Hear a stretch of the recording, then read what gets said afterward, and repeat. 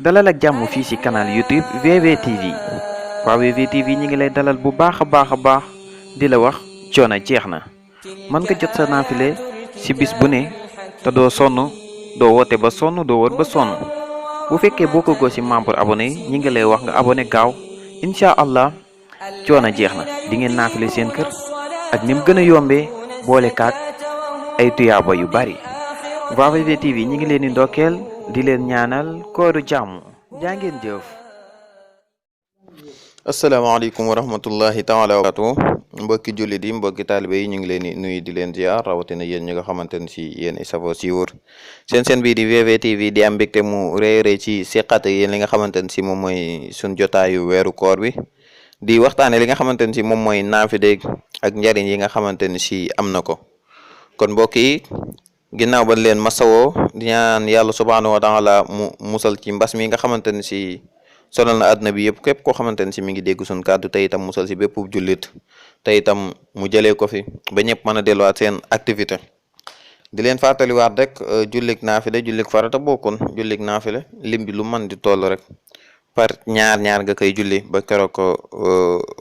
lim bi di mat boo jullee ñaar taaye salmal julliwaat ñaar taaye salmal ba keroog la nga war a naafile ci lim mat kon mbokk yi ci njëkkanteeg waxtu wi rek dañuy dugg ak yéen ci li nga xamante ne si moom mooy naafile gi buñ paree indi njariñ yi nga xamante ne si am na kon naafile tey gi ñi ngi si ñaar fukkeel bi fan ak juróom-ñaar war a naafile ñaar fukkeel bi fan ak juróom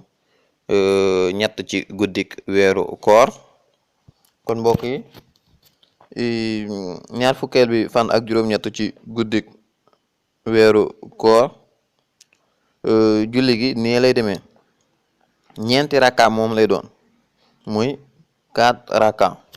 rakka bu ci nekk fatiha benn yoon nga cay jàng ak wattiin juróomi yoon ak qul yaa ayyuhal kaafiruun juróomi yoon ak suratul ixlaas muy qul huwallahu ahad juróomi yoon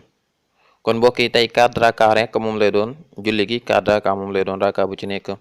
nga jàng ci fatiha benn yoon wattiin wa zaytun ba saar wa jeex juróomi yoon xul yaa ayyuhal kaafiruun ba saar wa jeex juróomi yoon xul huwallahu ahad ba saar wa jeex juróomi yoon ginnaaw ba nga xamante ne si nag def nga naafile gi comme nii ñu ko waxee ci bis bi ñu ko waxee ci guddi gi nga xamante ne si lañ ko war a defee boo noppee yàlla subhaanahu wa taala kem sa kàttan kon boo defee naafile gi ba noppi nga jéggalu yàlla subhaanahu wa taala kem sa kàttan rek kem li nga man nga jéggalu ko ba fa nga mën a yem képp koo xamante ne si defee na comme noonu dees na ko jéggal bàkkaaram yëpp yu njëkk yi ak yu mujj yëpp kon mbokk yi li moo nekkoon naafile tey gi nekk lu am njëriñ tey itam nekk lu gàtt loo xamante ne si ñëpp mën nañ ko def mag mën na ko def xale mën na ko def